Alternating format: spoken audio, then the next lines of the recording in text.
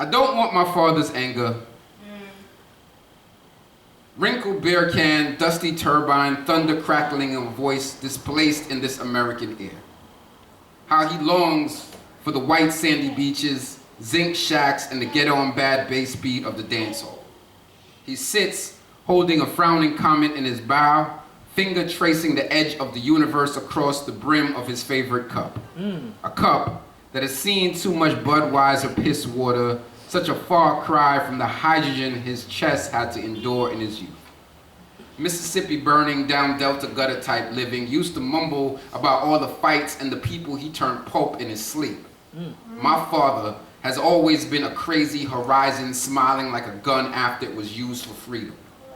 Has always walked to the sound of broken bones, shoulders juxtaposed to the family he held up sitting in a taxi cab weaving through the city. And I've never been one to openly show affection to my father. Most times, a simple grunt from either of us would suffice. When I was 16, my dad stopped speaking to me. He would just grunt. Like, that's real shit.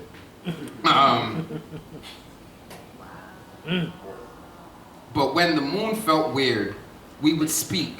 And I would always wonder how he held those comments in his face.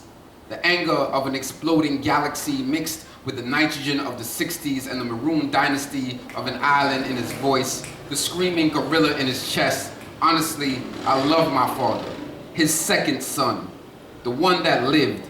But I never wanted to walk like him, speak like him, never saw him with the weight that I would see with the women of my bloodline, how they were harder than steel and they believed that their men were more, so what does that make me?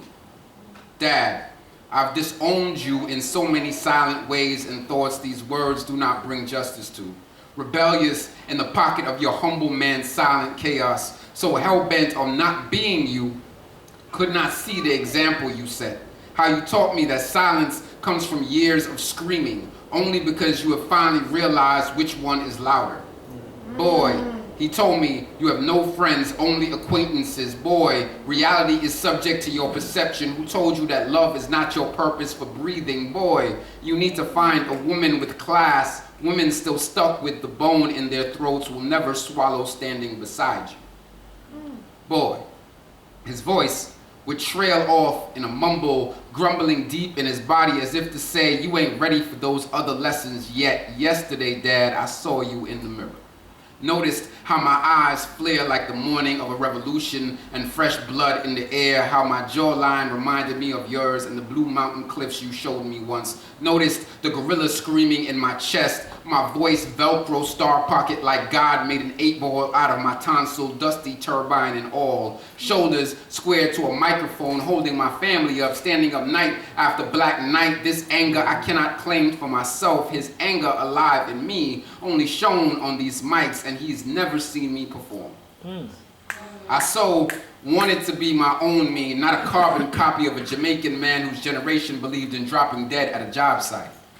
But the apple doesn't fall far from the tree because I stand in front of you with this secret rattling around in my head and I don't know who's holding the pool stick. Hear the broken bones I walk to like theme music, longing for the white beaches and the dance hall, how I've become my father to my children, my piss water in a cigarette, my pen on hydrogen set on fire on Mars. This is what I've always feared.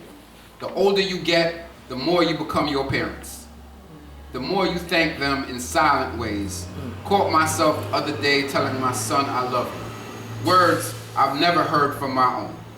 Watched him tell my daughter those very words and just knew, everything I am is his unquestionable sacrifice.